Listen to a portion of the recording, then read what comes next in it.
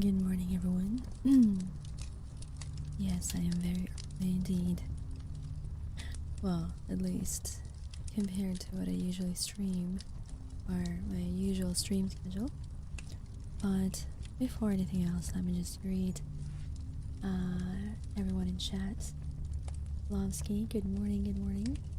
I don't know what time it is on your end, but probably noon time or early afternoon. Welcome in, welcome in. Also, Davrock, hello, good morning. Well, good morning, good afternoon, and good evening from your Anesima.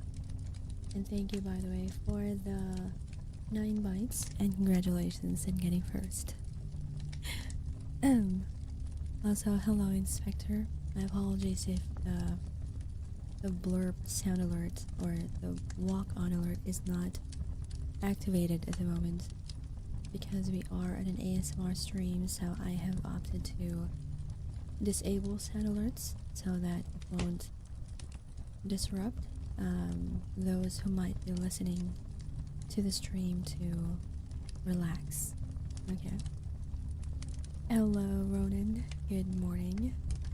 I don't know what time it is in yours. Maybe good evening. So, hello, hello. Series, good morning as well. Thank you for the 42 bites. Brolowski, hello, hello. Thank you for the 2 bites. So early, indeed it is. I am still experimenting with the schedule for the ASMR streams. And unfortunately this afternoon I do have to go somewhere and do some IRL work, so I opted to have the ASMR stream in the morning.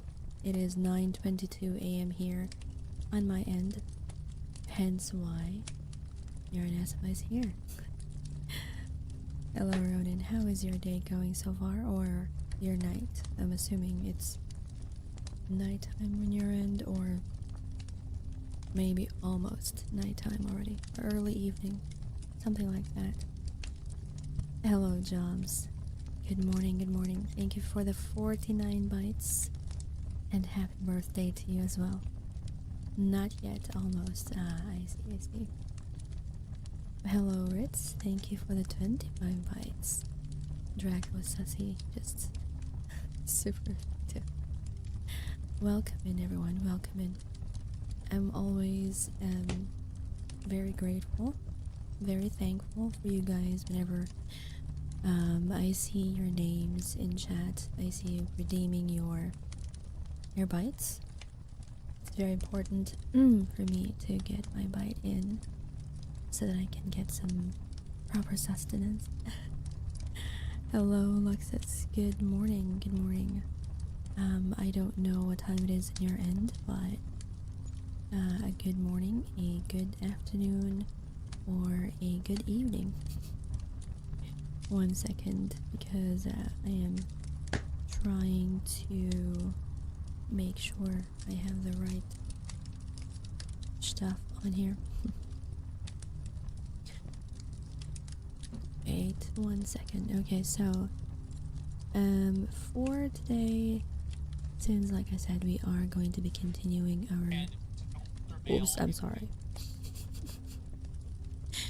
I opened my phone and it showed that. My apologies. It's 2:14 a.m. on your end. I see. I can sleep. Okay, so please make sure that for those where the time is like somewhere past bedtime already, and if you're not actually a night owl, or if you're not working, it's important that you get some sleep in, alright? Something good to watch while I'm cooking. Ooh, what are you cooking? What are you cooking, Ronan? Share it with me, or with all of us here. Unfortunately, on my end, I'm I don't consider myself a very good cook. I can cook the most basic Filipino foods, but I don't know how to cook complicated ones. Although I'm pretty sure, like, you just follow the procedure, the steps, I'd be able to do that. But there are some people who are just good at gauging the taste of the food in such a way that many people will find it delicious, you know? Where they're able to adjust the ingredients, especially things like salt, pepper, the spices that makes the food really good and appealing to the most number of people. I do not think I have that ability. I didn't inherit that ability from my grandma or my mom from Mafia Queen or from Mafia Aunt. Just grilled chicken with rice and beans and the side. Ah, I see, I see. Now enjoy your food. Just add garlic to food. Like, just any kind of garlic? Or does it have to be in a particular form? Like, does it have to be raw garlic? Garlic paste? Garlic powder? It takes practice. That is true. That is true. Unfortunately, it's time that I do not have, or it's let's just say that it's not in my list of priorities. I think it's much more realistic to say it that way rather than saying that I don't have the time for it, because the reality of it is, if something is important to you, you will make time for it. If you're going to prioritize something, you will make time for it. So, me not being able to make time for learning how to cook just shows that it's not exactly in my list of priorities, learning how to cook better. Depends on the food, but can't go wrong with a bit of garlic. That is true. Last night, we had meatballs, pork meatballs, I believe, for dinner, and I had bought garlic sauce last time in one of the grocery stores here, kind of like Costco in other countries. It's called garlic sauce, and it was a very good combination, pairing the meatballs with the garlic sauce. So, which is why even if you're weak to garlic, if you get bitten by me, it's well worth it. Still well worth it being able to eat food that has garlic flavor in it, which is garlic bread, or in my case last night, garlic sauce. Anyways, have you ever, well, I don't know about you guys, but well, it's morning for me, so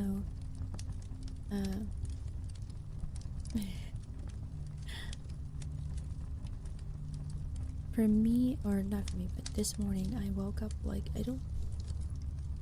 have you ever experienced those instances where you would wake up in the middle of the night and it's so difficult to go back to sleep, where you're not like completely awake, you're not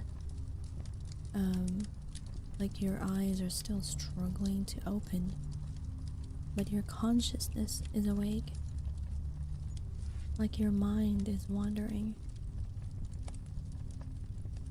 You know that you're just still in your bed, you know that you're supposed to be continuing off to La La Land, but your awareness is still awake. Thankfully for me, when I woke up early this morning, at dawn, I believe, since everything was still pretty much dark, I was able to go back after some time, I was able to go back to sleep and unconsciousness overtook me. But there are some instances where your sleep gets disrupted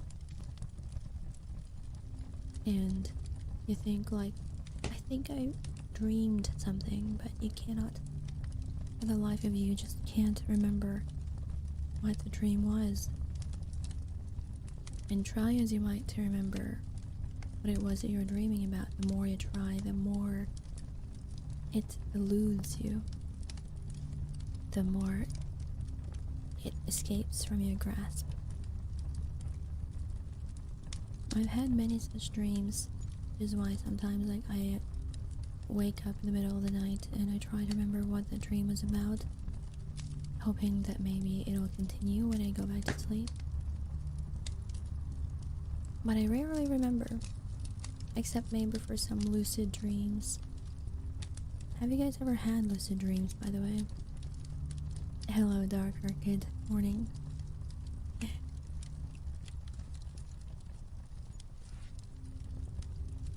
Because they say lucid dreams are the ones that are the kind of dreams where you are aware that you are dreaming. Not that you can remember it, but more like you're aware that you're dreaming and you can essentially control your own movements in the dream. Hence why it's called lucid dream. I don't think I've had a lucid dream in a while. There are some vivid dreams, yes, but lucid dreams, not so much. But I do wish that I had more of those because they say it helps you a lot with sorting out your unconscious thoughts and clarify some things that you may be struggling with when you're conscious. So with that, our first story for tonight is entitled Beyond the Wall of Sleep, again by H.P. Lovecraft. Yes, but when I'm aware, it lasts like for a couple of seconds and then I wake up and can't go back to sleep. Sometimes it feels like an eternity when you're within the realm of sleep, and then only to realize that it's only actually just a couple of seconds, Okay, so let us begin our first story before we continue the story of the subsequent chapters of the Midnight Train. We will start first with our first story, Beyond the Wall of Sleep by H.P. Lovecraft. I have frequently wondered if the majority of mankind ever paused to reflect upon the occasionally titanic significance of dreams and of the obscure world to which they belong. Whilst the greater number of our nocturnal visions are perhaps no more than faint and fantastic reflections of our waking experiences, Freud, to the contrary, with his puerile symbolism, there is still a certain remainder, as a mundane and ethereal character permits of no ordinary interpretation, of his vaguely exciting and disquieting effect, suggests possible minute glimpses into a sphere of mental existence no less important than physical life, yet separated from that life by an all but impassable barrier. From my experience, I cannot doubt but that man, when lost to terrestrial consciousness, is indeed sojourning in another and uncorporeal life of far different nature from the life we know. 1 second.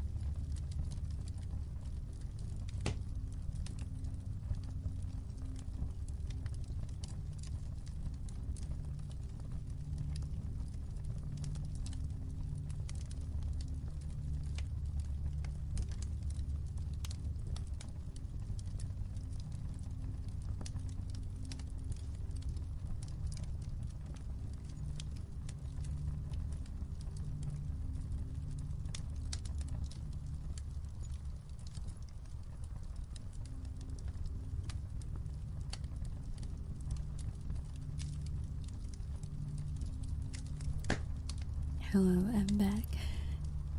My apologies for the interruption. Mafia sister just wanted to talk to me about something important related to IRL work. Anyways, I am back, and Lineage, welcome in. Thank you for the 10 bites. I haven't seen you in a while. I hope that you're doing okay. Alright, let us continue. And thank you, Ronan, for the welcome back.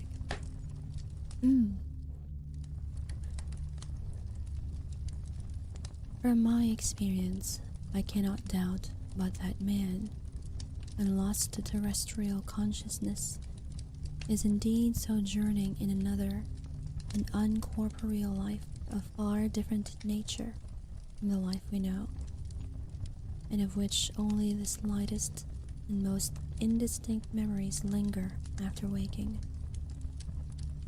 From those blurred and fragmentary memories we may infer much, yet prove little. We may guess that in dreams, life, matter, and vitality, as the earth knows such things, are not necessarily constant, and that time and space do not exist as our waking selves comprehend them. Sometimes I believe that this less material life is our truer life, and that our vain presence on the terraqueous this is my first time encountering this word, and my tongue is refusing to pronounce it.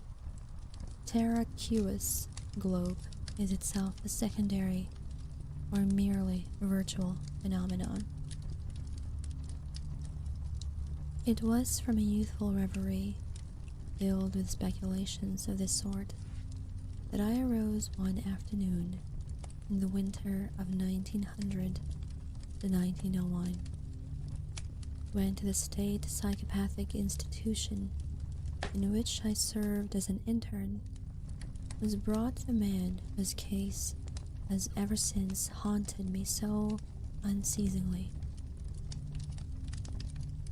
His name, as given in the records, was Joe Slater, or Slatter, and his appearance was that of the typical denizen of the Catskill Mountain region, one of those strange, repellent scions of a primitive colonial peasant stock, whose isolation for nearly 3 centuries in the hilly fastnesses of a little-traveled countryside has caused them to sink to a kind of barbaric degeneracy, rather than advance with their more fortunately placed brethren of the thickly settled districts. Among these odd folk correspond exactly to the decadent element of white trash in the South. Law and morals are non-existent, and their general mental status is probably below that of any other section of the Native American people. Joe Slater, who came to the institution in the vigilant custody of 4 state policemen, and who was described as a highly dangerous character, certainly presented no evidence of his perilous disposition when I first beheld him. Though well above the middle stature and a somewhat brawny frame, he was given an absurd appearance of harmless stupidity by the pale, sleepy blueness of his small, watery eyes, the scantiness of his neglected and never-shaven growth of yellow beard, and the listless drooping of his heavy nether lip. His age was unknown, since among his kind neither family records nor permanent family ties exist. But from the baldness of his head in front, and from the decayed condition of his teeth, the head surgeon wrote him down as a man of about 40. From the medical and court documents we learned all that could be gathered of his case. This man, a vagabond, hunter, and trapper, had always been strange in the eyes of his primitive associates. He had habitually slept at night beyond the ordinary time, and upon waking would often talk of unknown things in a manner so bizarre as to inspire fear even in the hearts of an unimaginative populace. Sky, hello, thank you so much for the 15 months. Welcome in, welcome in.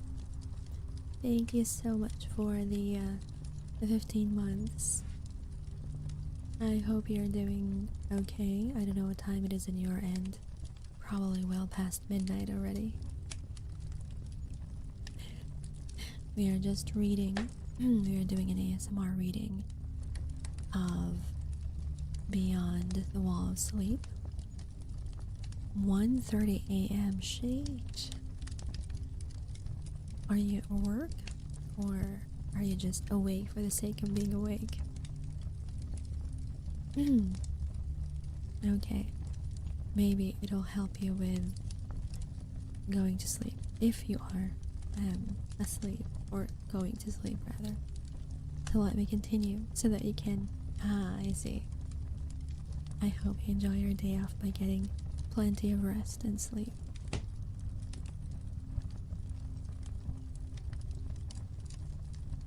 He had habitually slept at night beyond the ordinary time, and upon awaking would often talk of unknown things in a manner so bizarre as to inspire fear even in the hearts of an unimaginative populace.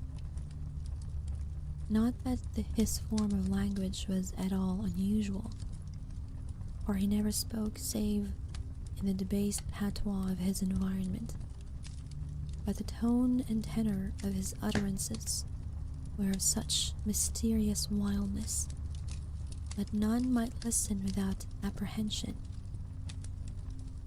He himself was generally as terrified and baffled as his auditors, and within an hour after awakening would forget all that he had said, or at least all that had caused him to say what he did, relapsing into a bovine, half-amiable normality like that of the other hill dwellers. As Slater grew older, it appeared his matutinal aberrations had gradually increased in frequency and violence, till about a month before his arrival at the institution had occurred the shocking tragedy which caused his arrest by the authorities. Hello, Nix. Good morning. Thank you so much for the 49 bytes. Yes, I am early today because I will be off somewhere in the afternoon.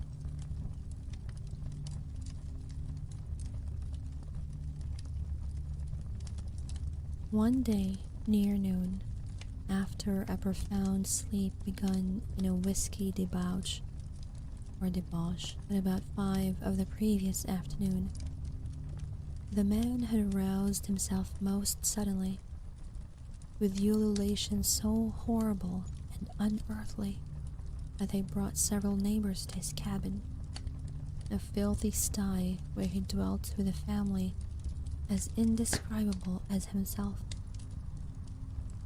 Rushing out into the snow, he had flung his arms aloft and commenced a series of leaps directly upward in the air, all the while shouting his determination to reach some big cabin with brightness in the roof and walls and floor, and the loud, cute, queer music far away.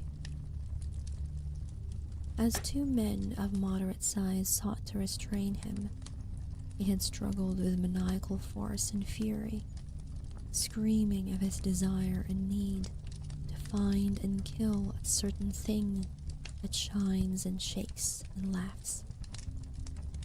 At length, after temporarily feeling felling one of his detainers with a sudden blow.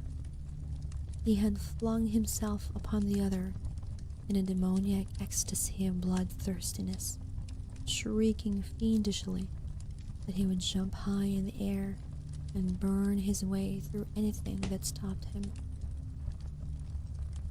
Family and neighbors had now fled in a panic, and when the more courageous of them returned, Slater was gone, leaving behind an unrecognizable pulp-like thing that had been a living man but an hour before. None of the mountaineers had dared to pursue him.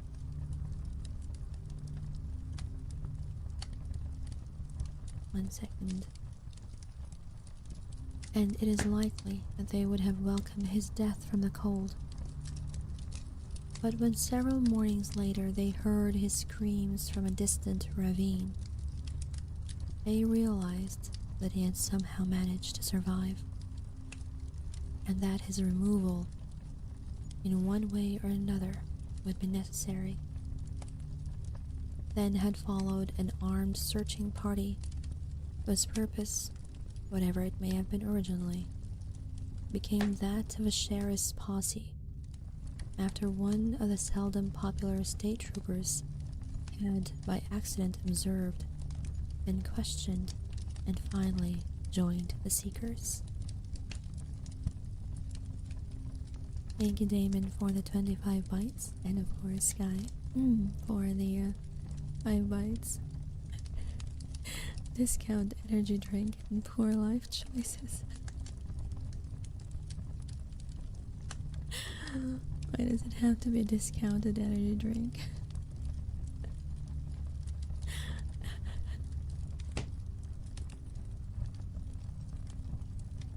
The bot has it out for you, Sky.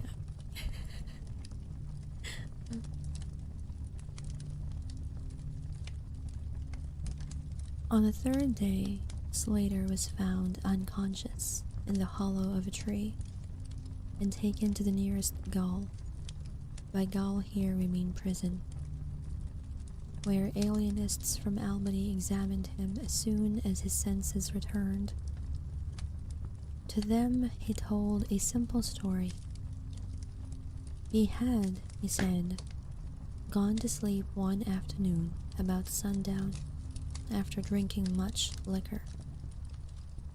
He had awakened to find himself standing bloody-handed in the snow before his cabin, the mangled corpse of his neighbor Peter Slater at his feet. Horrified, he had taken to the woods in a vague effort to escape from the scene of what must have been his crime. Beyond these things he seemed to know nothing, nor could the expert questioning of his interrogators bring out a single additional fact. That night Slater slept quietly, and the next morning he wakened with no singular feature, save a certain alteration of expression. Dr. Bernard, who had been watching the patient, thought he noticed in the pale blue eyes a certain gleam of peculiar quality, and in the flaccid lips an all but imperceptible tightening, as if of intelligent determination. But when questioned, Slater relapsed into the habitual vacancy of the mountaineer, and only reiterated what he had said on the preceding day. On the third morning occurred the first of the man's mental attacks. After some show of uneasiness in sleep, he burst forth into a frenzy so powerful that the combined efforts of 4 men were needed to bind him in a straitjacket. The alienists listened with keen attention to his words, since their curiosity had been aroused to a high pitch by the suggestive yet mostly conflicting and incoherent stories of his family and neighbors. Slater raved for upward of 15 minutes, babbling in his backwoods dialect of great edifices of light, oceans of space, strange music, and shadowy mountains and valleys. But most of all did he dwell upon some mysterious, blazing entity that shook and laughed and mocked at him. This vast, vague personality seemed to have done him a terrible wrong, and to kill it in triumphant revenge was his paramount desire. In order to reach it, said, he would soar through the abysses of emptiness, burning every obstacle that stood in his way. Thus ran his discourse, until with the greatest suddenness he ceased. The fire of madness died from his eyes, and in dull wonder he looked at his questioners and asked why he was bound. Dr. Bernard unbuckled the leathern harness and did not restore it till night, when he succeeded in persuading Slater to don it of his own volition, for his own good. The man had now admitted that he sometimes talked queerly, though he knew not why. Within a week, 2 more attacks appeared, but from them the doctors learned little. On the source of Slater's visions, they speculated at length, for since he could neither read nor write, and had apparently never heard a legend or fairy tale, his gorgeous imagery was quite inexplicable. That it could not come from any known myth or romance was made especially clear by the fact that the unfortunate lunatic expressed himself only in his own simple manner. He raved of things he did not understand and could not interpret, things which he claimed to have experienced, but which he could not have learned through any normal or connected narration.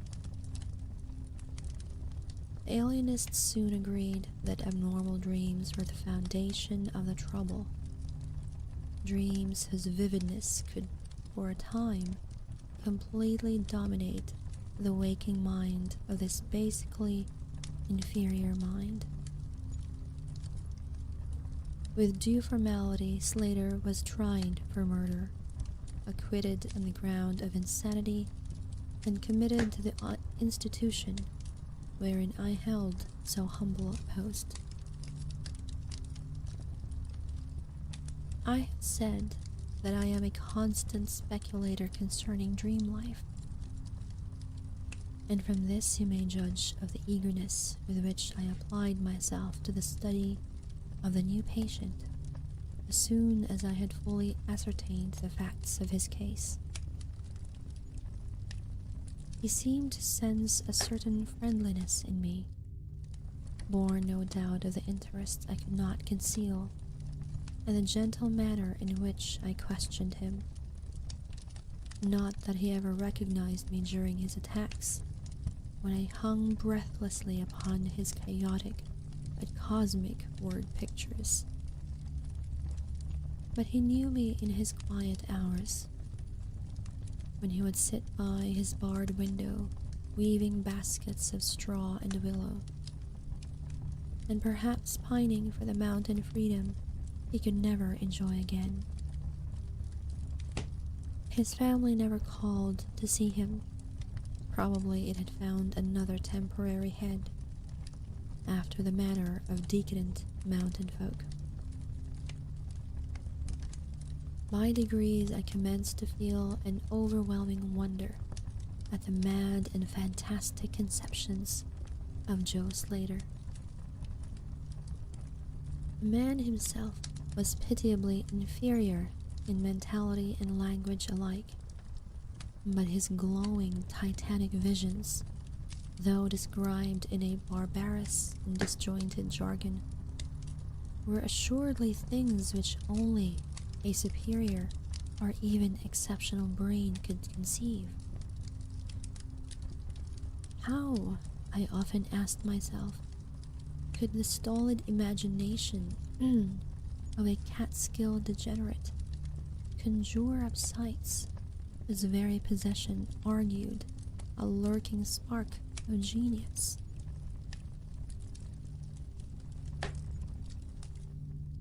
Alright, Ronan, thank you so much.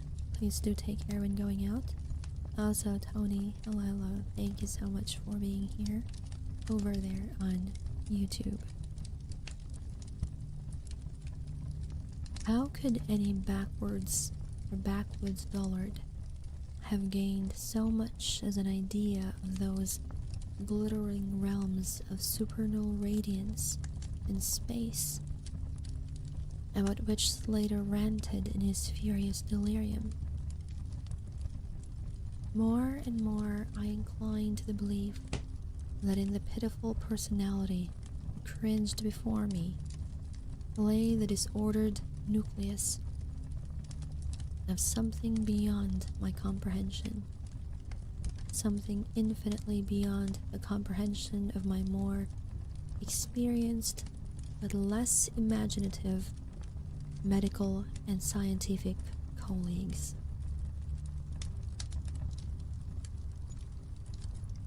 And yet, I could extract nothing definite from the man. The sum of all my investigation was that in a kind of semi-uncorporeal dream life, Slater wandered or floated through resplendent and prodigious valleys, meadows, gardens, cities, and palaces of light, in a region unbounded and unknown to man. That there he was no peasant or degenerate, but a creature of importance and vivid life, moving proudly and dominantly, and checked only by a certain deadly enemy, who seemed to be a being of visible yet ethereal structure, and who did not appear to be of human shape, since Slater never referred to it as a man, or as aught save a thing. This thing had done Slater some hideous but unnamed wrong, which the maniac, if maniac he were, yearned to avenge. From the manner in which Slater alluded to their dealings, I judged that he and the luminous thing had met on equal terms, that in his dream existence the man was himself a luminous thing of the same race as his enemy. This impression was sustained by his frequent references to flying through space and burning all that impeded his progress. Yet these conceptions were formulated in rustic words, wholly inadequate to convey them, a circumstance which drove me to the conclusion that if a true dream world indeed existed, oral language was not its medium for the transmission of thought. Could it be that the dream soul inhabiting this inferior body was desperately struggling to speak things which the simple and halting tongue of dullness could not utter? Could it be that I was face to face with an intellectual emanations which would explain the mystery, if I could but learn to discover and read them? I did not tell the older physicians of these things, for middle age is skeptical, cynical, and disinclined to accept new ideas. Besides, the head of the institution had but lately warned me, in his paternal way, that I was overworking, that my mind needed a rest. It had long been my belief that human thought consists basically of atomic or molecular motion, convertible into either waves of radiant energy, like heat, light, and electricity. This belief had early led me to contemplate the possibility of telepathy or mental communication by means of suitable apparatus. And I had in my college days prepared a set of transmitting and receiving instruments somewhat similar to the cumbrous devices employed in wireless telegraphy at that crude pre-radio period.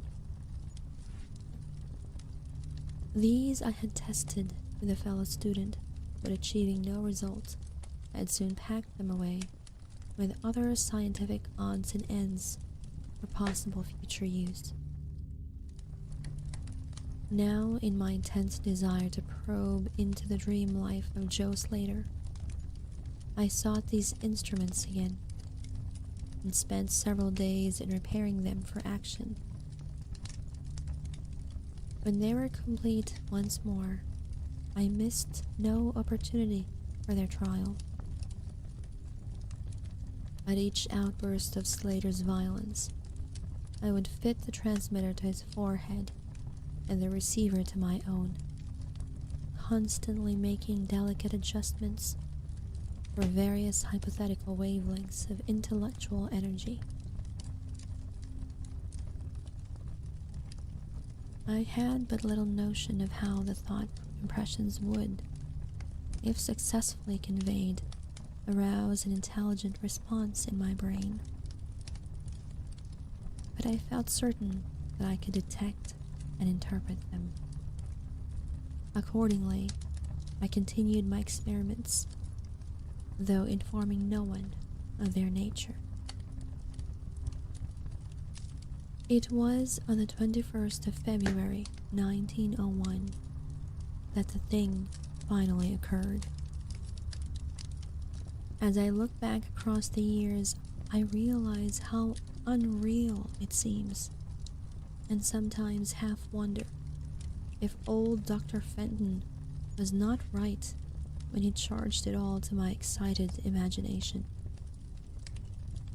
I recall that he listened with great kindness and patience when I told him, but afterward gave me a nerve powder and arranged for the half-year's vacation, in which I departed the next week.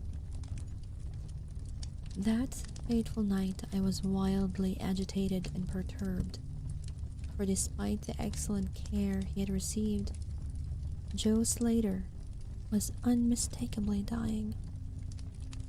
Perhaps it was his mountain freedom that he missed, or perhaps the turmoil in his brain had grown too acute for his rather drowsy or his rather sluggish physique. But all events, the flame of vitality flickered low in the decadent body. He was drowsy near the end, and as darkness fell, he dropped off into a troubled sleep. I did not strap on the straitjacket as was customary when he slept, since I saw that he was too feeble to be dangerous, even if he woke in mental disorder once more before passing away. But I did place upon his head and mine the two ends of my cosmic radio, hoping against hope for a first and last message from the dream world in the brief time remaining. In the cell with us was one nurse, a mediocre fellow who did not understand the purpose of the apparatus or think to inquire into my course. As the hours wore on, I saw his head droop awkwardly in sleep, but I did not disturb him. I myself, lulled by the rhythmical breathing of the healthy and the dying man, must have nodded a little later. The sound of weird, lyric melody was what aroused me. Chords, vibrations, and harmonic ecstasies echoed passionately in every land. while in my ravished sight burst the stupendous spectacle of ultimate beauty. Walls, columns, and architraves of living fire blazed effulgently around the spot where I seemed to float in air, extending upward to an infinitely high vaulted dome of indescribable splendor. Blending with this display of palatial magnificence, or rather supplanting it at times in kaleidoscopic rotation, were glimpses of wide plains and graceful valleys, high mountains and inviting grottos, covered with every lovely attribute of scenery which my delighted eye could conceive of, yet formed wholly of some glowing, ethereal plastic entity, which in consistency partook as much of spirit as of matter. As I gazed, I perceived that my own brain held the key to these enchanting metamorphoses, for each vista which appeared to me was the one my changing mind most wished to behold. Amidst this Elysian realm I dwelt, not as a stranger, for each sight and sound was familiar to me, just as it had been for uncounted eons of eternity before, and would be for like eternities to come. Then the resplendent aura of my brother of light drew near and held colloquy with me, soul to soul, with silent and perfect interchange of thought. The hour was one of approaching triumph, for was not my fellow being escaping at least or at last from a degrading periodic bondage, escaping forever, and preparing to follow the accursed oppressor, even unto the uttermost fields of ether, that upon it might be wrought a flaming cosmic vengeance which would shake the spheres. We floated thus far for a little time, when I perceived a slight blurring and fading of the objects around us, as though some force were recalling me to earth, where I least wished to go. The form near me seemed to feel a change also, for it gradually brought its discourse toward a conclusion, and itself prepared to quit the scene, fading from my sight at a rate somewhat less rapid than that of the other objects. A few more thoughts were exchanged, and I knew that the luminous one and I were being recalled to bondage, though for my brother of light it would be the last time. The sorry planet shell well being nigh spent, in less than an hour, my fellow would be free to pursue the oppressor along the Milky Way and past the hither stars to the very confines of infinity. Welcome back, Ronan.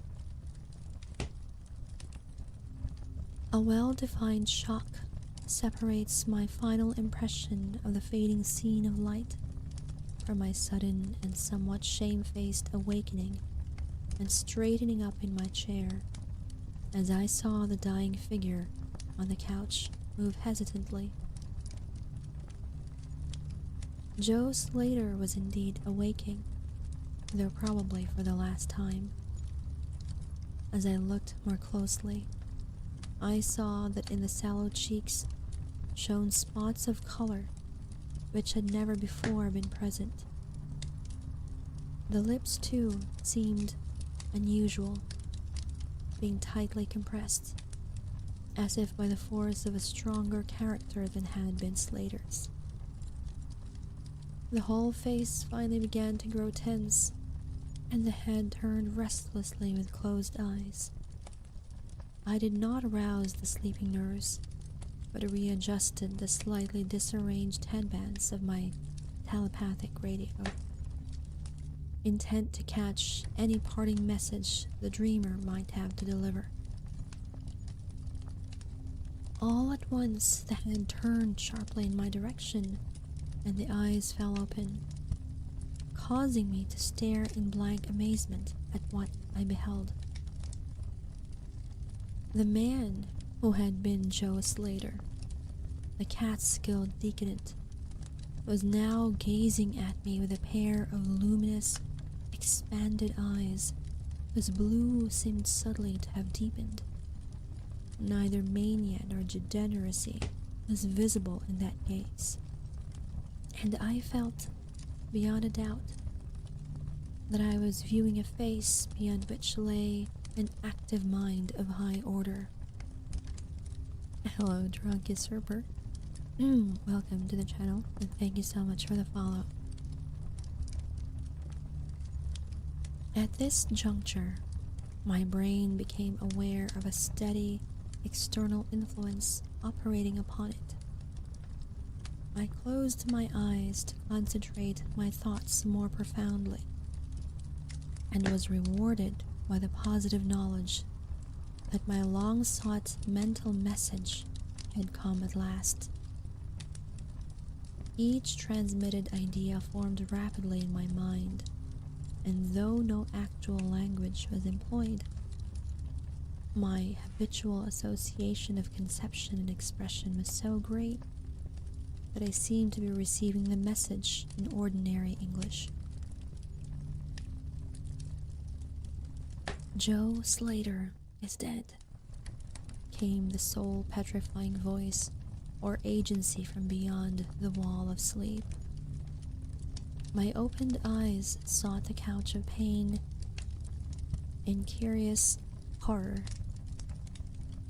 but the blue eyes were still calmly gazing, and the countenance was still intelligently animated. He is better dead, for he was unfit to bear the active intellect of cosmic entity. His gross body could not undergo the needed adjustments between ethereal life and planet life. He was too much of an animal, too little a man.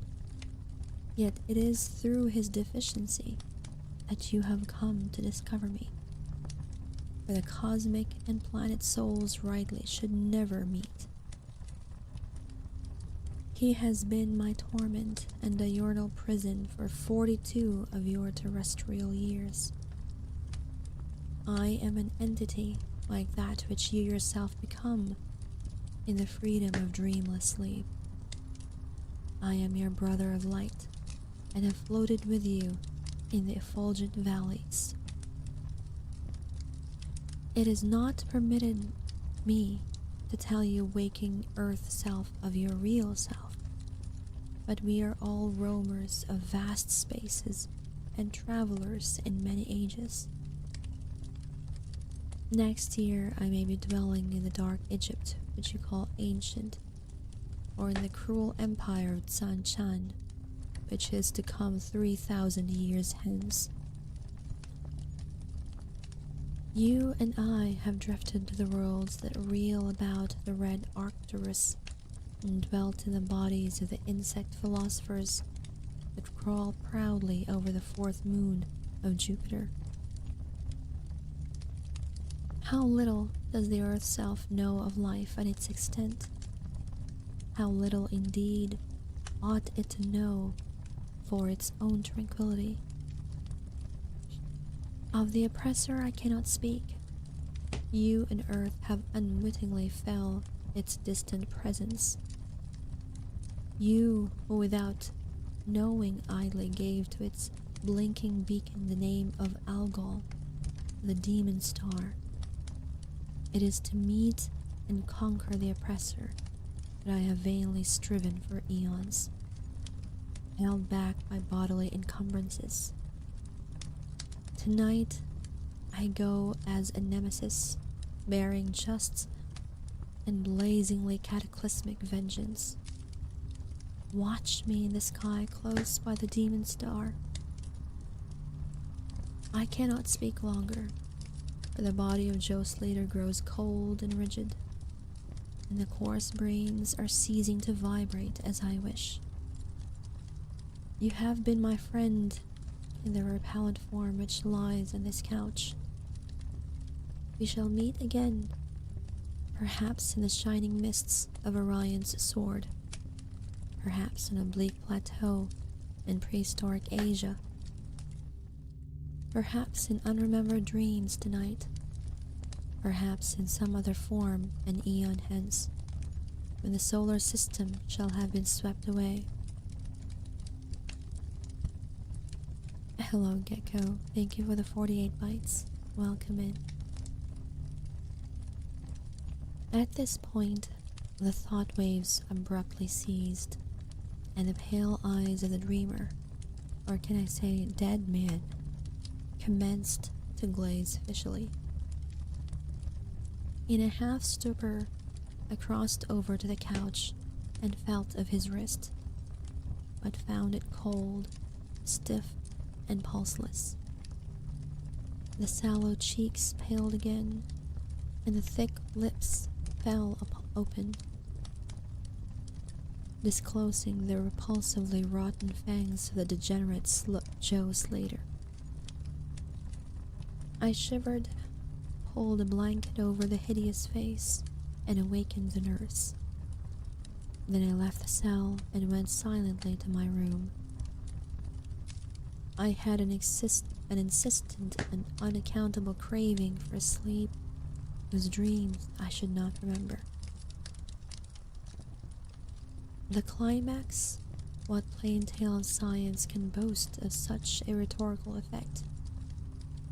I have merely set down certain things appealing to me as facts, allowing you to construe them as you will.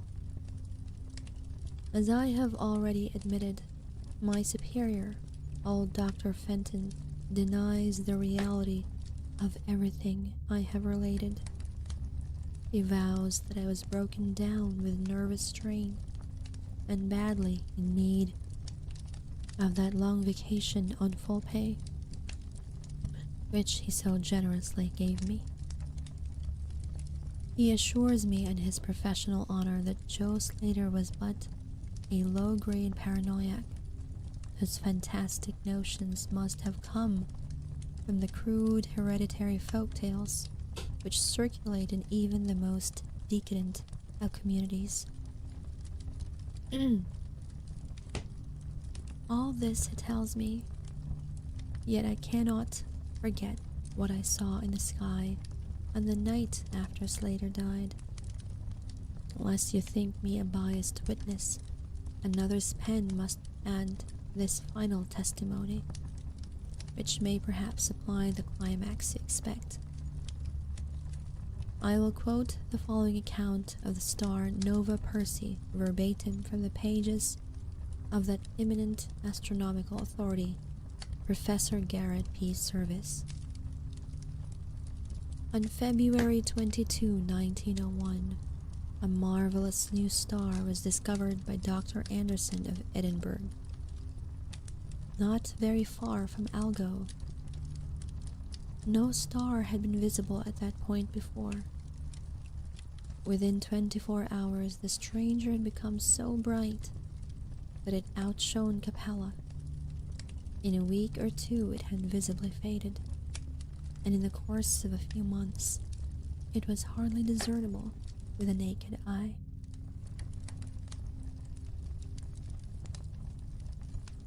Hello, Captain Waddlehook. Welcome in, and thank you so much for the 2 bites. And that ends our first story for tonight, or for today. For those who might have difficulty trying to understand what the story was, I can completely understand if you find it hard to decipher, hard to understand exactly what is going on, mostly because of the language employed by the writer. But basically, to simplify things, the author, or the narrator, I guess you can say, in the story says that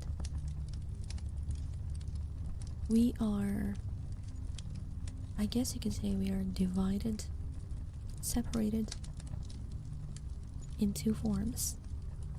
We have our mortal, earthbound, terrestrial self, the physical self that we can perceive with our senses, with our sense of sight, our sense of touch, our sense of taste, our sense of hearing. What else? How many senses are there? Forgotten how many there are. And the other self is called, or at least that's how it described it, is the cosmic self. The one that is beyond the wall of sleep. That that other self that we have, the author says, is perhaps the real self that we actually have. But that the two must not, or were not meant to meet. Like what the Jedi think of. I'm not really sure because I'm not familiar with with Jedi philosophies, Gecko. My apologies for that. But sometimes, because of the, what do you call it? The limitations of the physical self, the metaphysical, the cosmic self is constrained by those limits. Hence what has happened, or what has happened with the main subject of the story, Joe Slater, because he was described as someone who came from essentially a community where high order of thinking was not really expected. They were very simple people. And the concept of, there were certainly a lot of concepts that he was talking about that you would not be expecting from someone of their stock. And only when the narrator tried to use a device to connect essentially his brain and that of the subject, did he somehow, some way, was able to meet the cosmic self of Joe Slater. And that cosmic self was able to relay a message to him. Now, of course, these are all just imaginations, and these are all just born out of fiction and the imaginative mind of H.P. Lovecraft. But it also makes you wonder, like, where does our consciousness go when we are beyond the wall of sleep? We know that when we dream, especially for the dreams that we can remember somewhat, there's so many strange things and so many strange places that we sometimes visit that we know we've never been to. And although philosophers, theorists, psychologists have opined, are of the opinion that all those things are merely the product of our unconscious, our deep, deep conscious self, others are of a different opinion, that we essentially, our consciousness exits our mortal body and goes on a journey and lives a life that is beyond our mortal and bodily self. They believe in a life after death, which is why they burn their dead. For what reason do they burn their dead, Gecko? So that they may not return? Is that the meaning behind it? Anyways, I will take a little break so that we can get ready for the next story. I'll be right back.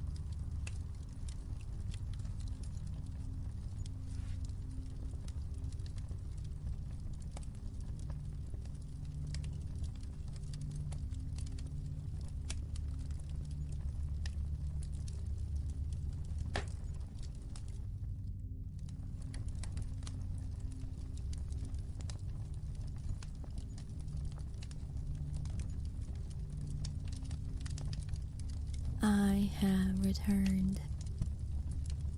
Okay, so now that we have gone beyond the realm of sleep, or the wall of sleep, we shall now continue the story of what we started yesterday, I believe. And that is the story of the Midnight Train, which is quite appropriate considering my name. But we are now on chapter 4, entitled The Rotting Village. But before I read the continuation, I'm just going to give you guys a brief summary, or a summary, not so brief I guess, of what the story is about. So this story is narrated, or the narrator, the author of the story, is a young woman, 21 years of age, who hopped on a train, which she initially thought was the train that she usually takes when going home. It is usually a 10-minute ride outside the city, and after 3 stops she arrives at her station and then she comes home. But one night, one rainy evening, she didn't double check her ticket, didn't bother to check which train she was supposed to board. She just jumped in the nearest train that she saw and was surprised to find that the decor inside the train was different than how it was usually. It was a bit more old. It had a vintage vibe, and even the conductor was was wearing vintage clothing. And after then did she realize that she was on a train like no other that she had ever ridden before, and that she was not on the train that she usually takes to get home. She has encountered so many fantastical, horrific, scary, and some even tragic things on this train that she is on. And she has been here for 3 days already. Thankfully, she was able to contact her work and her mother to make sure that they're not questioning where she was or get worried about how she is doing. But she is still indeed aboard the train. Now on this train she met one other young woman a woman named Lily. Now, the train has a couple of rules, and if you follow these rules, then more likely than not, you will survive and you'll be able to get to your destination sooner rather than later. Unfortunately, one of the rules is that if you do not have a ticket and you boarded the train, then you're stuck there forever and you will never be able to get home. So Lily, the woman that our narrator has met, was one such person. She boarded the train with no ticket, and thus she has now been on the train for 4 years.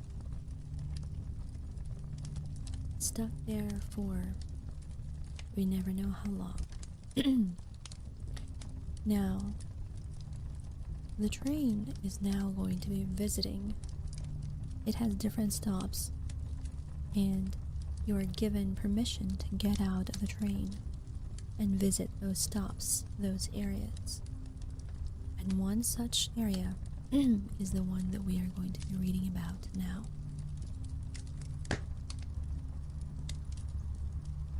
So let's continue. Some of you were worried about Lily stealing my ticket, but please don't worry too much. The ticket is still in my phone case. My phone is always close to me, and I check every hour or so if it is indeed still there. I'm really paranoid about this. Anyways, I told you last time that the train would reach a village and I would go out with Lily. Well, that's exactly what I did. And yes, it went about as great as you'd expect. They burn them so they can become a force ghost if they have learned it. If they have learned the force. I see.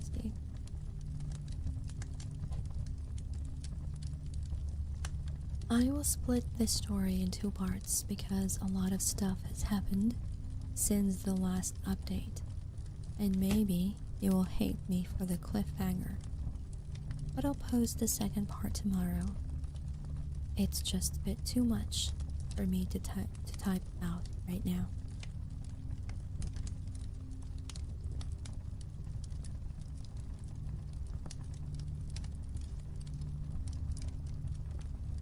But let's start at the beginning. I was standing in front of a door, waiting for Lily to meet me there, as I was approached by the detective. I had not expected him, but he was a nice surprise, mostly because I had feared the man with the briefcase would talk to me again. "Hello, Sir Detective," I greeted him with a smile.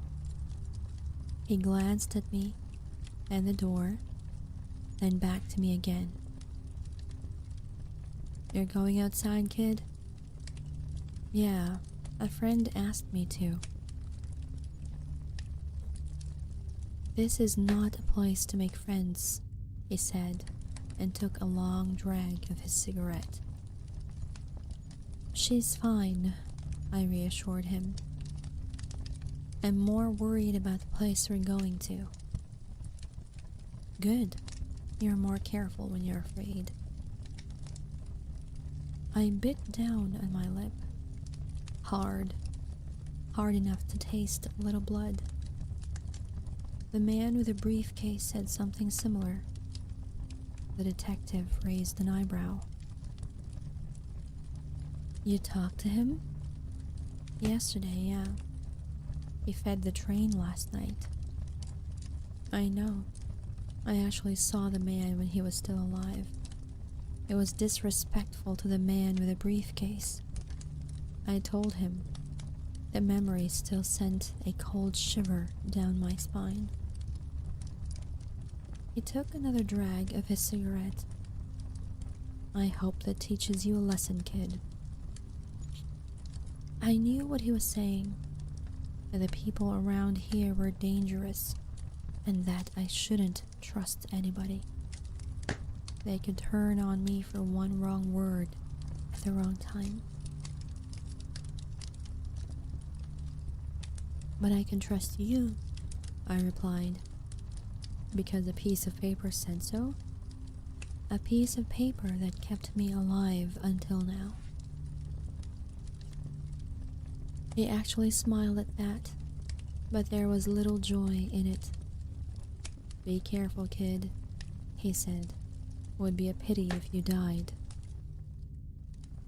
He went away again, and I had to wait for a few more minutes until Lily arrived. She had changed her sundress for black trousers, a white shirt, and a green jacket. Her hair was tied to a ponytail. She looked hot. And yes, I know you're most likely not interested in these details. Ready? She asked me with a bright smile. Yeah, let's go. I pushed the button next to the door, and as it opened, we stepped outside. I have expected to see the abyss again, the one I saw when I visited the Weeping Bride. But there was just a normal, overcast sky above us. The conductor was standing next to the door, and I immediately turned to him because my rules told me to. Mr. Conductor, I asked, could you tell us about the laws of this town, please? Of course, ma'am. Do not eat anything in the village. Do not touch the villagers. Bow before the queen if you come across her. It was certainly less complicated than the rules for the midnight train, and yet I felt my stomach drop a little. This meant nothing good. I still managed to smile, thank him for the information, and turned back to Lily, who had listened carefully.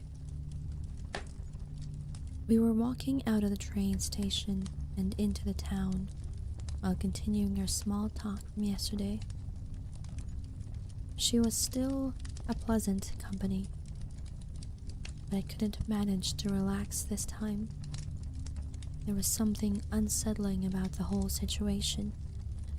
I felt vulnerable out in the open like this. The air was hot and humid, like it was running a fever. I wanted to turn around and go back inside the train, but Lily looked so happy to be outside, and I didn't want to spoil her fun. Let's be honest, the train wasn't exactly safe either. We walked through the first streets, and I realized how worn down the village looked, like it had been abandoned a very long time ago and was rotting ever since. The houses were crumbling, the windows broken, the road was wet and muddy. For a moment I actually thought our visit here would be rather boring, since this was obviously a ghost town, and the laws the conductor had mentioned were meant for a long lost time, and this place had still been populated. We all know that I was terribly wrong, don't we? Lily liked to stop at store windows and look inside, even though no store seemed to be open. The lightless displays creeped me out a little, but considering what I had seen in the past days, it wasn't that bad. We stopped at a bookstore and looked at the books, whose pages were already warped by the humidity. The leather-bound covers were beautiful, and I couldn't read the titles, either because the water damage had obscured them too much, or because they weren't written in a language I knew. I couldn't tell. For a moment I thought I'd lost Lily, but she had just wandered off into a back street to look into the window from another angle. We held hands after that to not get separated in the foreign town. Yep, that would be a big mistake. Going into a foreign town by, well, not by yourself, but I guess with a companion, but to get separated from your companion is a bad thing to do. Very bad. The bakery we reached after a while freaked me out more. There were cakes in the display, pastries and cookies, and all of them were rotten, discolored and covered in black and white and green mold. It made my skin crawl just by looking at it. How long has this been rotting? I asked Lily. A few days, she proposed. It's humid here. Mold grows fast. She was probably right. The environment was perfect for mold to grow in. Not just in the food, but in the buildings too. That's why we can't eat here, said, maybe more to myself than to Lily. At this point, I was dying for some real food, but seeing all the rotten things made me forget my burning hunger for a while.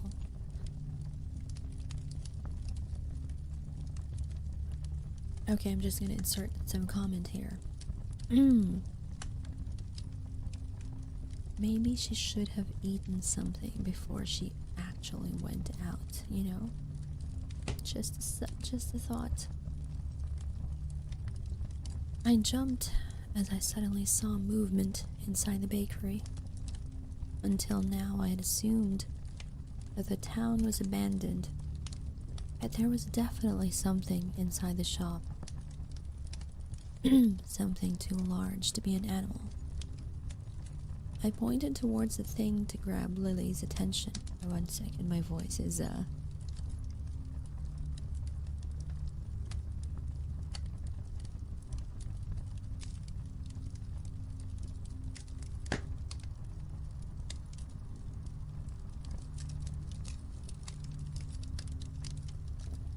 I pointed towards the thing to grab Lily's attention while I watched it intensely.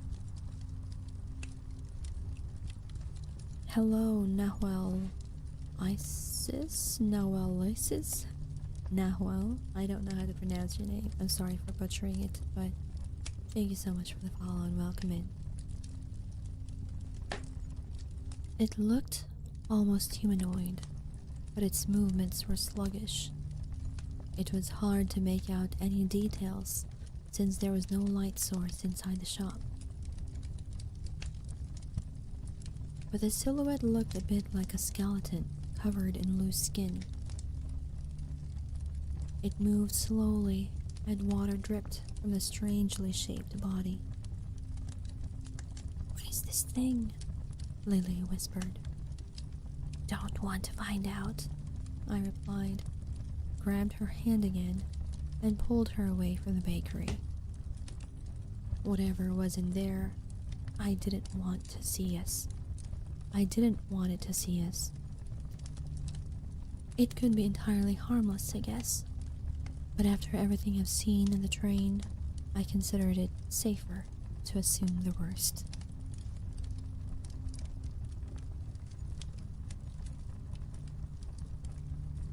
We didn't run. Running would be conspicuous, and the thing in the bakery hadn't seen us yet. So we walked down the street like nothing had happened. The wet road was slippery beneath our feet. We walked towards the center of the town. Lily was still smiling and immediately pulled me towards the next shop she spotted. She reminded me of a child in a toy shop.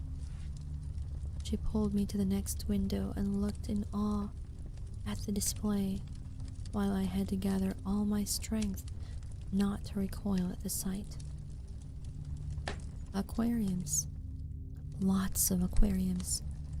Stacked onto each other, covered in mold and grime and dirt. Now I guess that needs some explanation. I do not like dirty aquariums. It's a weird phobia of mine. Aquariums, or maybe dirty bodies of water in general. Nothing too severe. I don't run away screaming or faint at the sight, but it makes my stomach drop.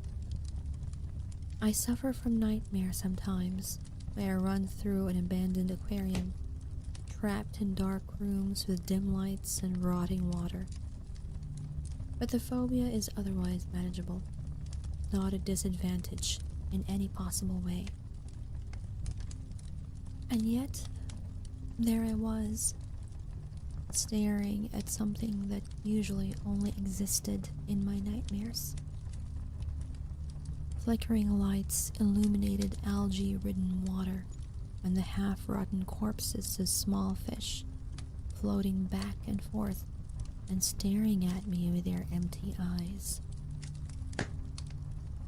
Mold was growing all over the lids of the glass boxes, wet and green and disgusting. I tried to look down at the road, but I always glanced up to take another look, as if I expected something about it to change. "This is incredible," Lily whispered. I felt a little sick. "Are you alright, Amy?" she asked, suddenly worried. I nodded. "Fine, I just liked the books better." The books had been beautiful. Maybe even these aquariums were beautiful, through someone else's eyes. I knew what she meant. There was a macabre beauty in destruction, in decay and remains. I saw it too. I just couldn't bring myself to see it here.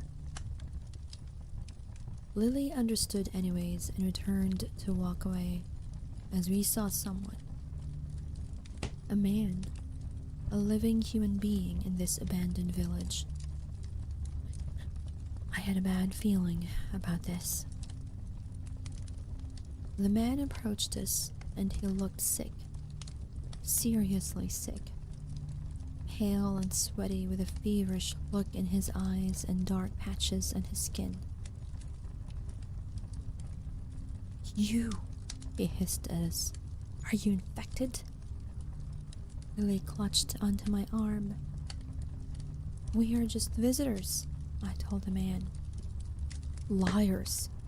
His voice was hoarse. "You have the plague. You have it. I know it." "Sir, please. You seem to be ill," I told him. He actually looked like he shouldn't be able to walk anymore, considering his necrotic skin and emaciated body. Whatever disease he was suffering from, I was almost sure it was fatal. He looked down onto his arms that were covered in black patches as well. "You made me sick," he screamed at us. "This is your fault. You infected me, you rats." I'm not proud of this, but I froze entirely as he barged toward us. I was panicking, my mind was blank, and I could do nothing but stare at the sick man as he got closer and closer, his face a grimace of anger. I didn't even raise my hands to defend myself, just stood perfectly still, watching everything play out in what felt like slow motion. Lily was the one who reacted. She pulled me into one of the narrow side streets, dragged me along with her as she was heading somewhere away from the man. I stumbled behind her, trying to match her pace and almost losing my balance on the slippery road. We ran until my lungs stung and I could barely breathe, and I prayed that we were heading back to the train again because my legs were trembling. My knees were about to give in, and I already expected the impact of me falling to the ground, but the adrenaline kept me on my feet. And then we stumbled into the center of the town. I have called a lot of things I'd seen up till now horrifying. What presented itself on the large town square definitely deserved to be called that. But there was also this macabre beauty that could not be overlooked. There was a throne made of flesh, not corpses. At least there were no recognizable body parts. Nothing I could call human and be certain about it. Just a mass of rotting flesh, red and sickly gray, and partly covered in the same mold that seemed to cover the entire town. There was still fluid flowing out of it, making the cobblestones glisten in the dim light. And on the throne, there sat the queen. She was merely a skeleton, tightly covered with gray skin that wore the same black marks as a sick man's had. Black hair hung in long, greasy strands over her shoulders. Where there should have been eyes were empty sockets. Her cheeks were hollow, and her lips stained with blood. She wore a dress that must once have been white, but was stained in yellow and gray and black now, and hung loosely from her body. Bony fingers gripped the flesh of the thrones as she looked over her town. The townspeople stood around her, or rather moved around her. Two perfect circles, an inner and an outer one, moving in perfect unison and without making any noise. I stood and watched in awe as the grotesque scene played out in front of my eyes until the queen suddenly moved. Not much, just her head jerking up and the empty eyes fixating onto Lily and me. She saw us. Bow to the queen. We dropped to our knees, and I kept my head down, not daring to look. The air was hot, feverish. It stuck in my throat, and the stench of rotting meat made me sick. From the corner of my eyes, I saw the people approaching us, still moving in unison, circling around us now and getting closer. I was crying at this point, silently sobbing and letting my tears fall onto the floor. There was nothing I could do. Even if I decided to run now, the plagued people were too close. There was no space for me to pass by them, and I couldn't risk touching them. The conductor had warned us. I was sure the reason was that we wouldn't get infected with this plague. The queen made a noise, some sort of hollow laughter that echoed over the whole plaza, and our people started to scream. They fell to their knees, raising their hands in the air and punching nothing, as if to fight her voice. And she continued to laugh as they were whimpering in pain, and even that they did in absolute unison. I have been frozen before. This time I wasn't. As they were paralyzed by their pain, I grabbed Lily's wrist, pulled her to her feet, and ran. It didn't take long for her to catch up to my speed, and we sprinted through the narrow streets towards the train station. I did not like the midnight train, but at that moment, I felt nothing but relief as I saw it waiting for us at the station, the conductor still standing beside the door. I was kind of scared that the conductor would ask us how the trip had been. While I could certainly manage a few pleasant half-lies about the train itself,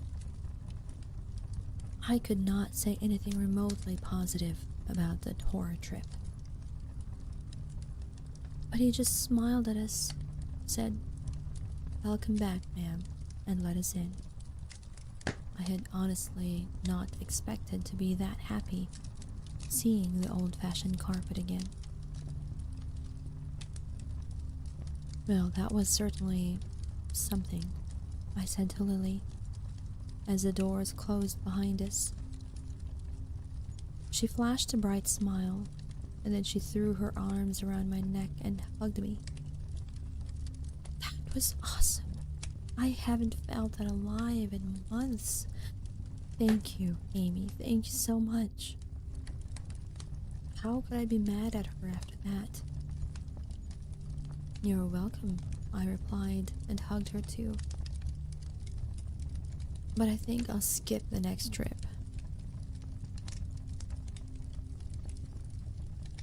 Hello, Trent. Welcome in, welcome in. Thank you for the 2 bites. Spicy mortal detective.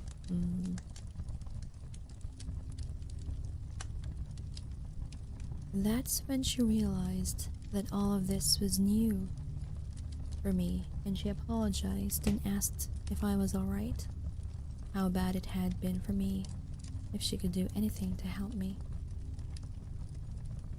Your bedtime is arriving in 13 minutes. Well, I hope this will help you get some sleep, although it is a little bit scary, somewhat. But I still hope that you get relaxed by it. I reassured her that I was fine and I'd get used to it. Nothing a few hours of sleep couldn't fix. I even managed to smile at her. We parted after that. I grabbed more crackers, although I didn't feel like eating at all. And then I went back to my compartment. I laid down for a while, maybe even slept a little bit. And after a few hours, the nausea had faded enough to force a few crackers down my throat.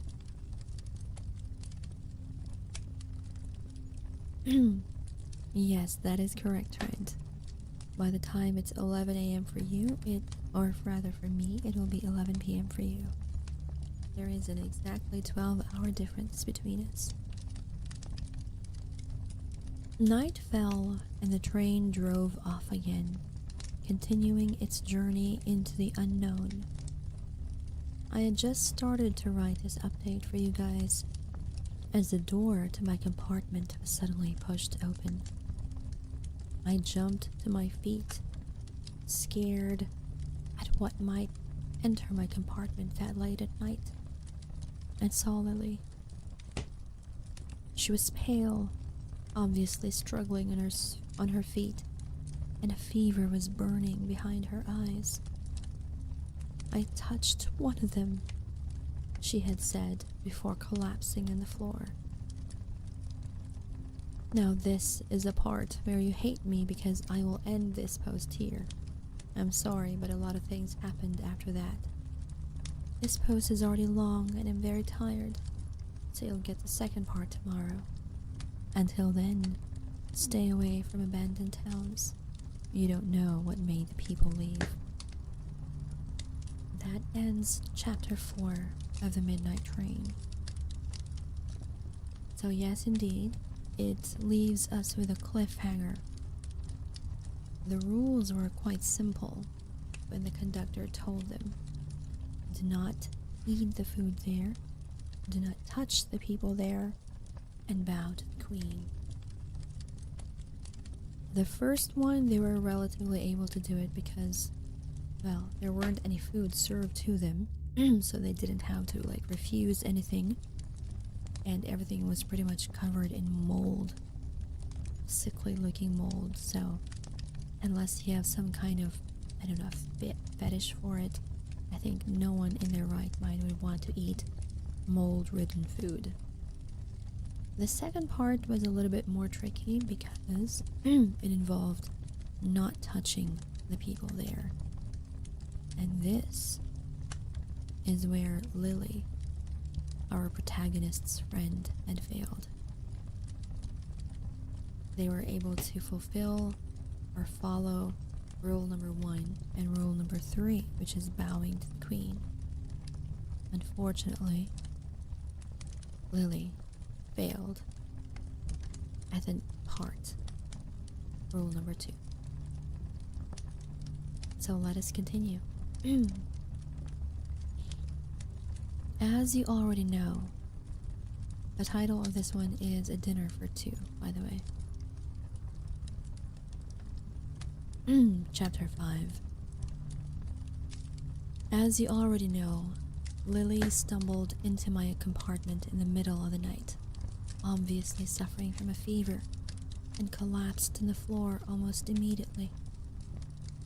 Now you have to understand that this happened about 5 minutes before 1 a.m. Therefore, I had no way to get help right away.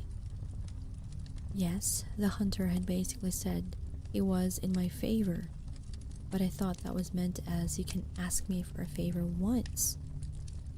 Oh, wow, I would have met my maker if I eaten when I leaving the train. Well, despite how hungry you might get, Ronan, if this food you're seeing isn't at all appetizing and is filled with mold, I still think that you would have been able to resist it. I feel like you would have been able to resist it. So you're not going to die immediately.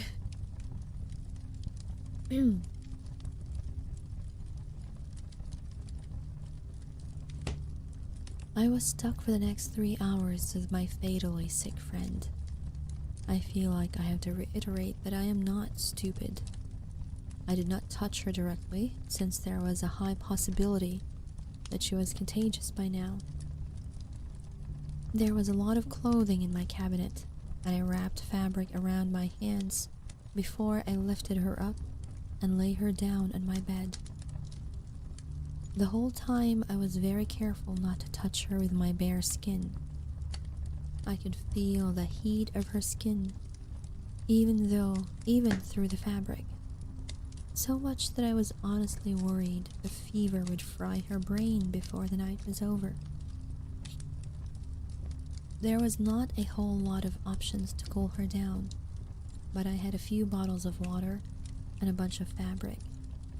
So I soaked a random shirt and draped it over her forehead. I wasn't sure if it made much difference, but I changed the cloth every 30 minutes or so. Lily was unconscious most of the night. She woke a few times, but when she did, she was delirious, unable to keep her eyes open, muttering my name and coughing like she wanted to push her lungs out. I couldn't do much for the 3 hours we were locked in, and that made me terribly anxious. The majority of the time I just sat beside her, held her hand with my fabric-wrapped hands, and changed the cloth on her forehead from time to time. Internally, I was panicking. It took all my self-control not to run around in circles and scream. The time until 4 in the morning felt like the longest 3 hours of my life. I waited until 10 past 4 just in case my watch wasn't entirely precise. Then I changed Lily's cloth one more time, checked my watch again just to be safe, and exited my compartment. Now that makes it almost sound calm. To be honest, I ran outside and hurried through the train like a headless chicken while frantically looking for the detective. I found him like I did last time, sitting next to a window with a cigarette between his lips. For a moment, I allowed myself to wonder if he slept in this position, or if he was simply not human enough to sleep at all. I didn't ask, of course. First of all, that can be considered an offensive question, and I did not want to offend one of my only allies. And second of all, I had something more important to worry about.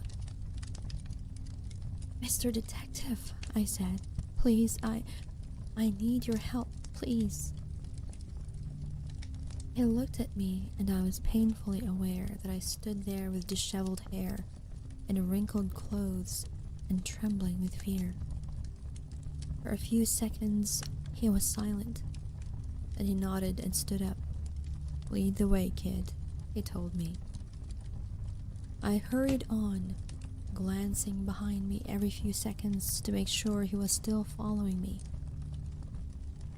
Luckily, he kept up with my pace as I almost ran through the wagons back to my compartment.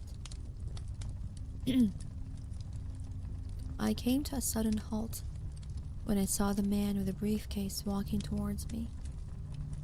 He did objectively not look threatening, but he still scared the shit out of me.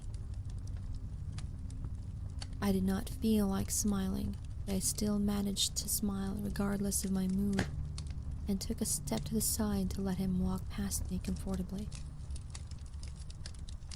"Good morning, sir," I greeted him.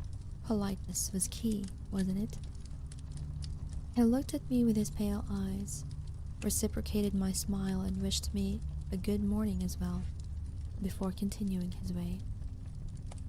So yeah, that's how I survived another encounter with him. The detective didn't comment on that, and he went back to the compartment without another incident. I let him in and immediately went over to the bed where Lily was lying. Her thin clothes were already soaked with sweat, and I changed the cloth on her forehead again, and also began to wrap some cloth around her wrists. "There was a plague in the town we visited," I explained to the detective. "Lily got infected. I think she's dying. Please save her. The fever is killing her." He seemed to consider my words for a moment, blew the smoke out of his cigarette in the air, looked at my dying friend, and said, "What do you think I could do about this?" That's when I realized my genius plan had actually been pretty stupid. For some reason, I had expected him to come up with some magic cure for a disease he knew nothing about. The rules had told me I could trust him, not that he would magically solve all of my problems. I stared at him in shock, completely frozen by the realization of the fault in my thinking. "You can't do anything," I whispered, and it was a question and a statement at the same time. He shook his head. "Sorry, kid." I wrapped the wet fabric around Lily's wrists. "I can't let her die," I stated. "There must be something I can do." "Did you forget your rules, kid?" he asked. "They told you about the beggar woman. She can help." Remember when I said I'm not stupid? Maybe I should reconsider this statement. The rules made something very clear, even though it wasn't said outright. Only ask the blind beggar woman for help when you have absolutely no other choice. Her help wasn't free, and I could imagine that she wouldn't ask for something simple as money. I didn't want to ask her, but letting Lily die was not an option either. "I'll go find her," I decided. "Could you stay with Lily? I really don't want her to be alone." He looked at my sick friend, then back at me and nodded. "I'll wait here." "Thank you, Mr. Detective. Really, thank you so much." "You're welcome, kid," he replied, and sat down next to the bed. I then hurried off to find the blind beggar woman. I found her after checking 3 wagons. Considering the size of the train, that was incredibly fast. But at this point, I was fairly certain that these entities could feel when you were looking for them and just appeared in your close proximity if they felt like it. Or maybe I was just lucky. Really, who knows?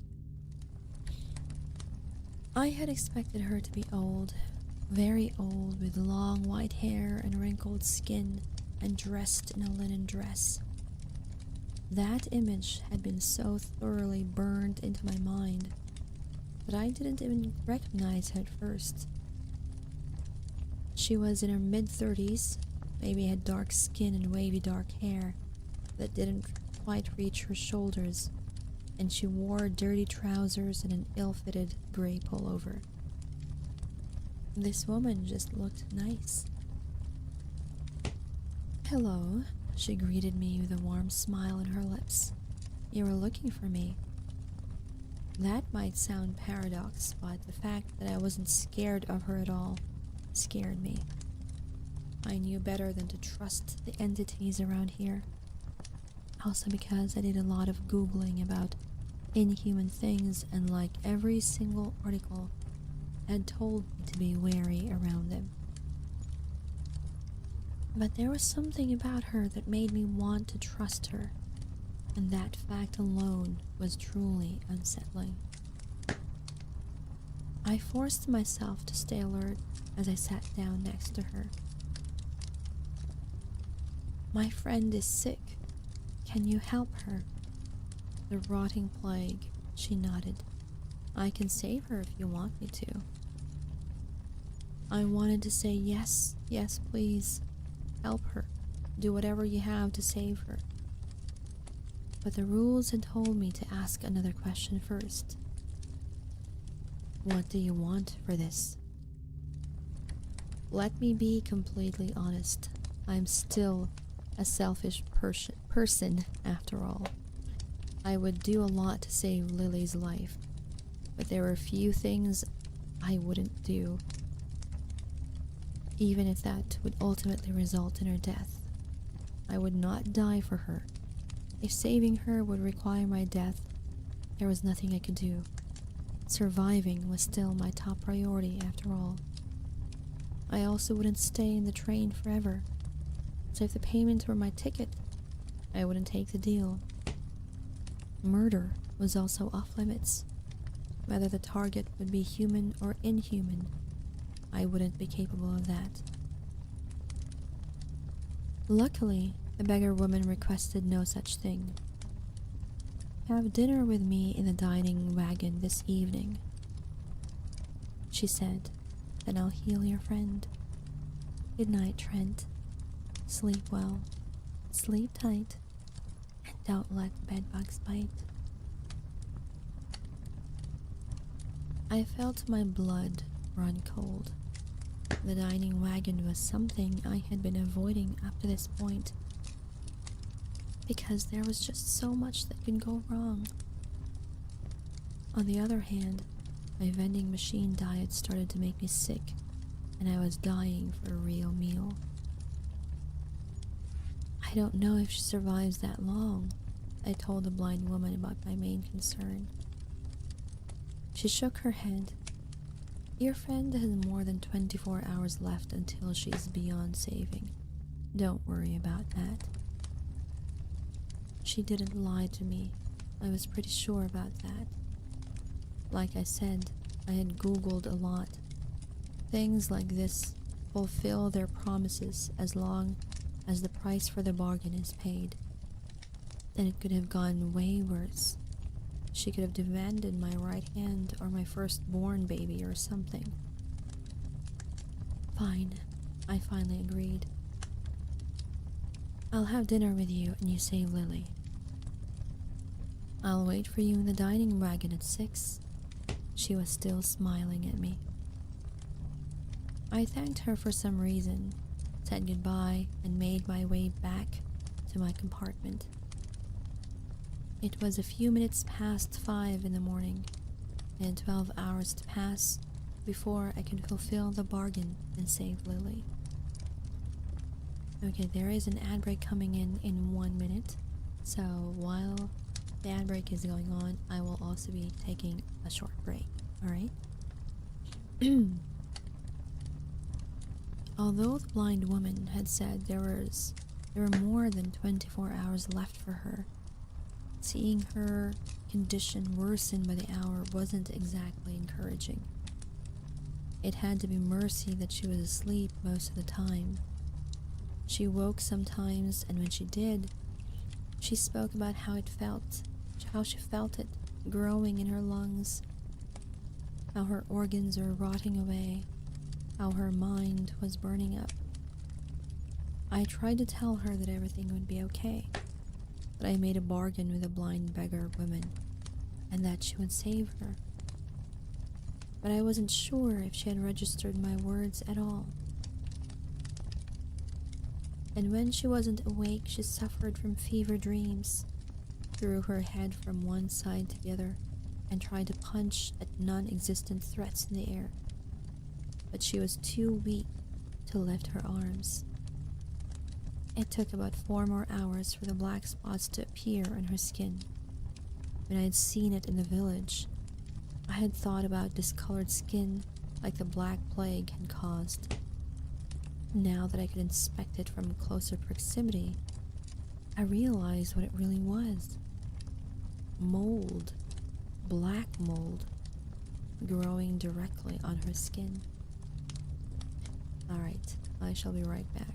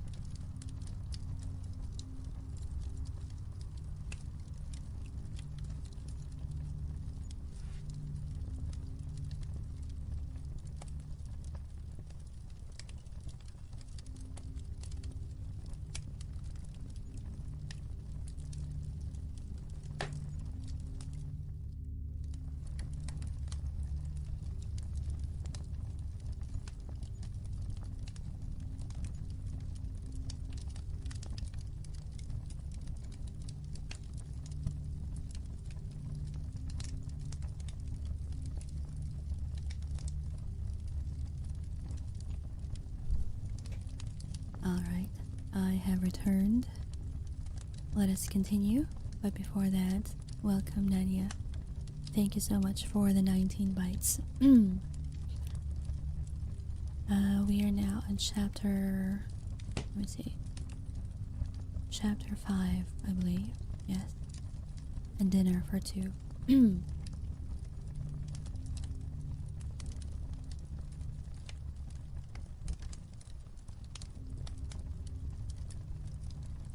I tried to brush it off with some wet fabric, but it grew back faster than it should be possible. 4 more hours, and she started coughing up patches of mold. It woke her up a few times, and she leaned over the edge of the bed and tried to push it all out of her lungs. She was crying at this point, scraping her fingernails over the black spots in her skin until she fell unconscious again. After 12 hours had passed, she didn't wake anymore. She lay perfectly still.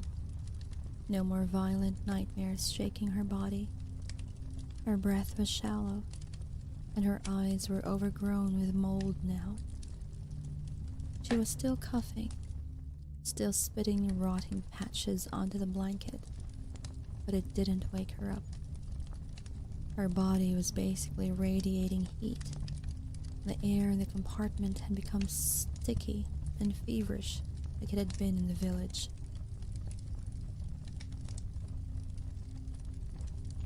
One second.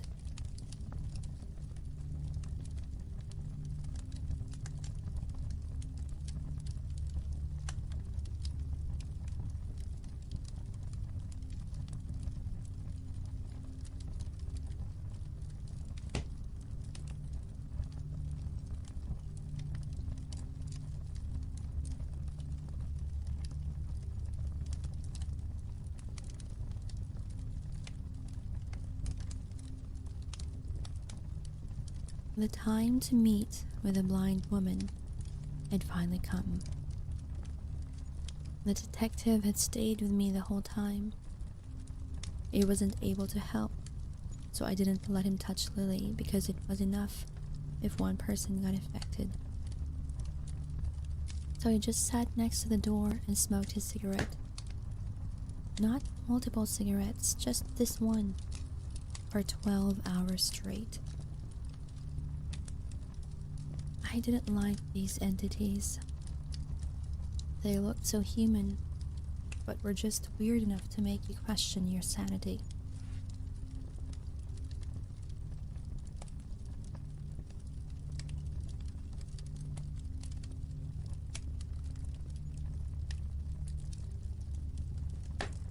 He promised to stay with Lily again, and in return I promised to come back as soon as possible. I changed into a dress because I wasn't sure if the dining wagon had a dress code, and then made my way towards it. While walking, I went over the rules again and again. There was a possibility that the dinner would be entirely uneventful, but I didn't have high hopes for that. At least the rules were fairly simple. Red bow tie, fake an illness. No face, run like hair. Run like hell. A white-haired woman, cut yourself. Considering my luck until now, I would get one of the faceless people. I really hoped the blind woman wouldn't consider it a broken promise if I had to run for my life. The dining wagon was objectively beautiful. It looked like some upscale restaurant with wooden furniture. Heavy curtains, pretty folded napkins, and chandeliers in the ceiling. Hello, doddering idiot. Welcome in. On first glance, the guests looked human, and I didn't bother to look any closer. Classical music was playing faintly in the background. I took a moment to admire the ambience before I saw the blind woman already sitting at one of the tables and went over to her. Perfectly in time, she commented as I sat down opposite of her. Wouldn't dare to be late. I replied. She asked me how my friend was, and I explained her condition honestly. She nodded. That's when a waiter arrived and brought the starters. To my surprise, he looked perfectly normal, had a face and a black bow tie. I was allowed to eat without any complications. The blind woman and I didn't talk after that. I was devouring the food, which honestly tasted amazing, and also I had no idea what to talk about. I finished my plate much quicker than she did, after basically starving for days. While waiting for her to finish, I turned my gaze to the window, and since it was already dark outside, it showed our reflections clear as a mirror. I looked perfectly normal. The blind woman did not. The reflection looked painfully old. Her skin was wrinkled and calloused and tinted slightly gray. Her hair was also gray, disheveled like a bird's nest, and her smile revealed a row of sharp fangs. Only the white, blind eyes were the same. I had to keep myself from jumping up and running away as fast as possible. The blind woman noticed my fear and laughed. Reflections are a fascinating thing, she said. They tend to show a thing's true face.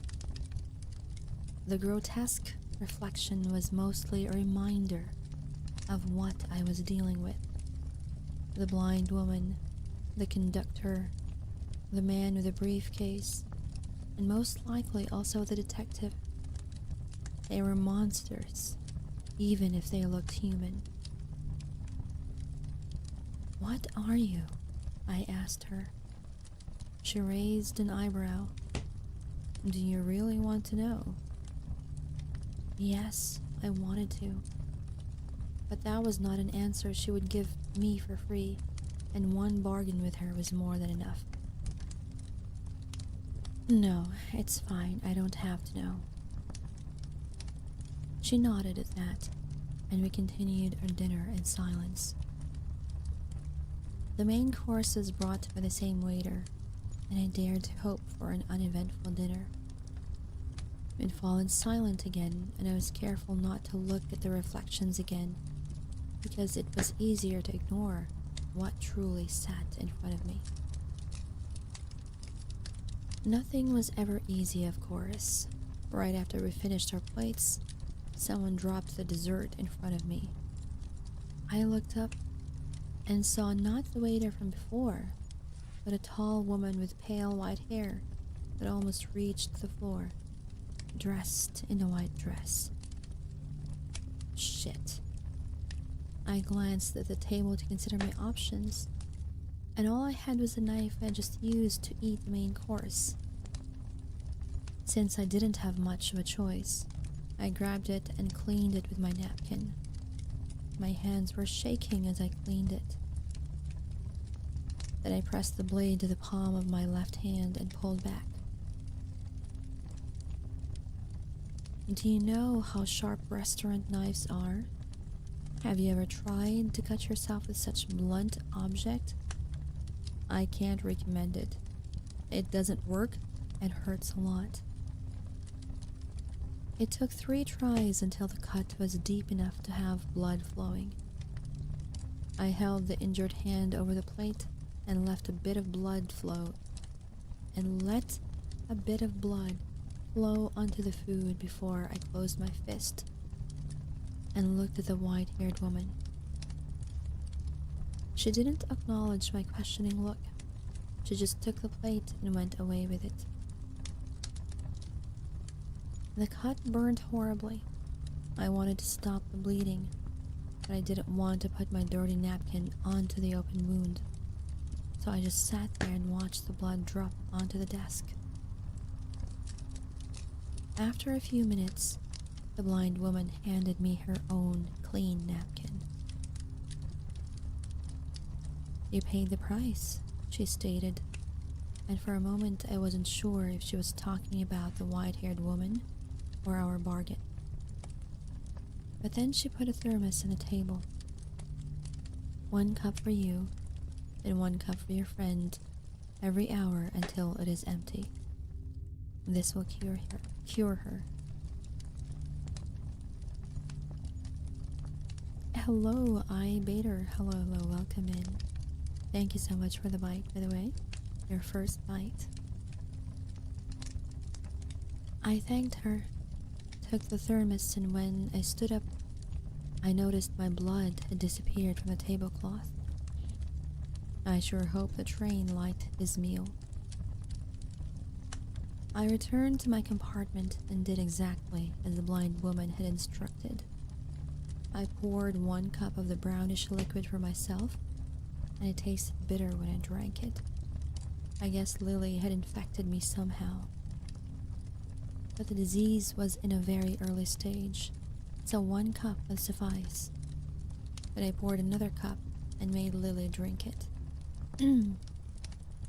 I'm doing good, Bader. Just a little... well, my throat just feeling a little, you know. What are you reading? I am reading a horror story called The Midnight Train. We are currently at chapter 5 already.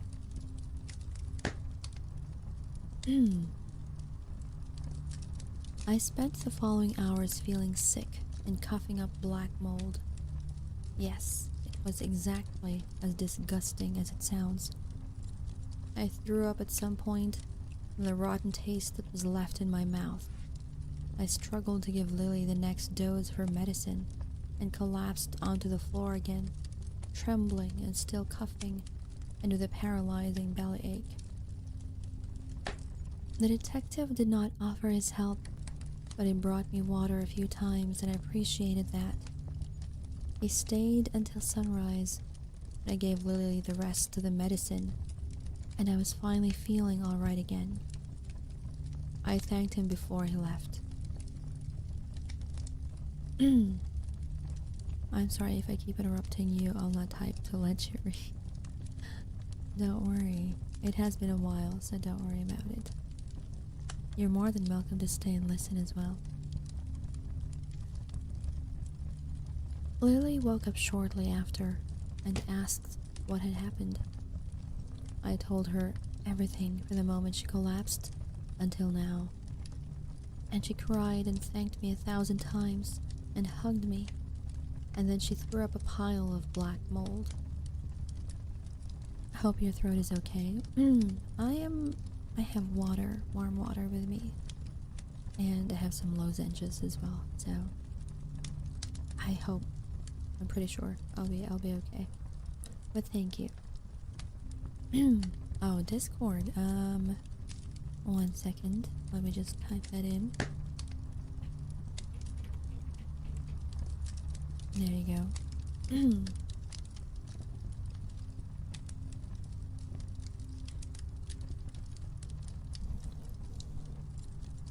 Yes, it took quite a while to clean the compartment. Lily is fine again. There is no lasting damage from the disease. She slept in my compartment the following nights because we were both scared something would happen again. But she seems to be perfectly healthy. So that's how I visited the dining wagon for the first time. I'll update you guys soon on how this nightmare journey continues. Until then, be careful who you ask for help. The price can be higher than you expect. And that ends part 5 of The Midnight Train. The commands, Gecko, are actually available only for the mods and myself.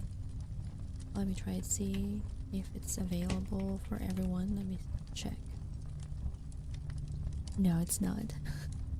But I will make a list of things you guys can use in order to that you can use in chat. Please remind me of that, or rather I will remind myself of that. Anyways, it is 11:26 p.m. here in my end, and as much as I wish to continue reading, my throat is already suffering, and I need to rest myself a little bit because I do have somewhere to go this afternoon after lunch with Mafia Sister. Thank you. I'm happy to have caught this stream. Thank you, Doddering. Thank you as well for stopping by. Now, as much as I wish to read, Mimi Peepo, thank you so much for the follow. Welcome in. They're just in time for the stream to end, actually. As much as I wish to continue streaming and reading, my throat is already at its limit and I need to rest it. Because I need to go somewhere in the afternoon with Mafia Sis to conduct an orientation for employees. So I hope you guys understand. Please know that I am very grateful for your presence here. Thank you for those who dropped follows and will redeem their bites as well. Love your voice. Thank you, Ronan. Thank you. I appreciate it. So, let me just check. Is there anyone we can raid? Let me just make sure. Just double checking. Oh, I'm sorry. I forgot to be. I'm sorry. Do you do scripts? Oh, what do you mean by do you do scripts? What kind of scripts do you mean, iVader? Like a role-playing script. Is that what you mean? My apologies for that. Read a book, a script provided by me.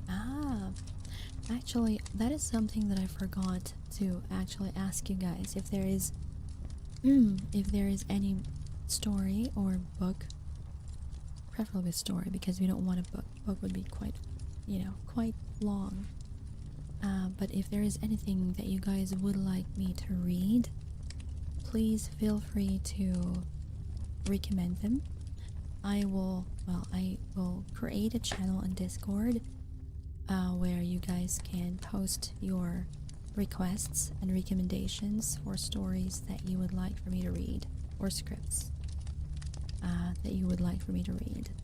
I will make sure to make that in Discord right this moment after the stream is done. So thank you for reminding me that, iVader. I'll make sure to have that on the Discord and I'll pay to hear you make a roleplay.